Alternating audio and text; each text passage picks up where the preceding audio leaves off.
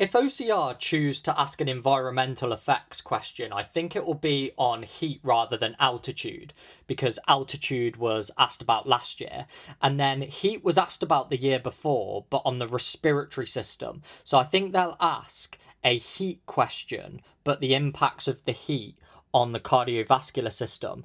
And if they're asking about that, it'll be to do with cardiovascular drift. So this is how you'd answer it. So cardiovascular drift is where two cardiovascular values drift apart from one another, your heart rate and your stroke volume. So that's where it gets its name from. It's just these two cardiovascular values drifting further apart from one another.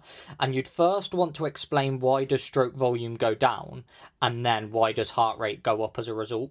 So here you'd say that when they're exercising in the heat, there's an increase in sweat rates, and that then decreases the blood plasma volume. And if the blood plasma volume goes down, that will then increase blood viscosity.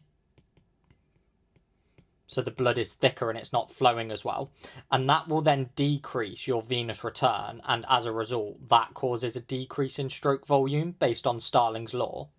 And then cardiac output is heart rate times stroke volume. So if your stroke volume goes down, your heart rate has to go up to compensate for that, to try and maintain cardiac output, and that'd be why the heart rate increases. And then if they ask why is this an issue, it's because of the high heart rate.